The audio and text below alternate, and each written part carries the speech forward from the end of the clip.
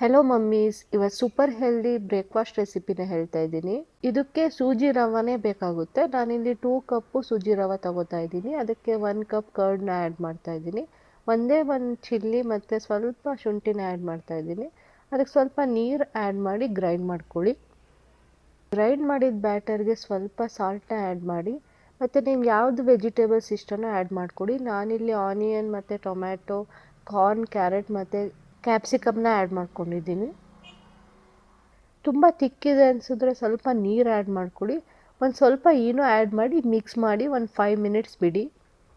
Glass ತೊಗೊಳ್ಳಿ, ಆ ಗ್ಲಾಸಿಗೆ ಸ್ವಲ್ಪ ಆಯಿಲ್ ಅಪ್ಲೈ ಮಾಡಿ ನಾವೇನು ಬ್ಯಾಟರ್ ರೆಡಿ ಮಾಡಿರ್ತೀವಿ ಅದನ್ನು ಗ್ಲಾಸಿಗೆ 3/4 ಭಾಗ ಹಾಕಬೇಕು. ಫುಲ್ ಹಾಕಬೇಡಿ, 3/4 ಭಾಗ ಮಾತ್ರ ಹಾಕಬೇಕು.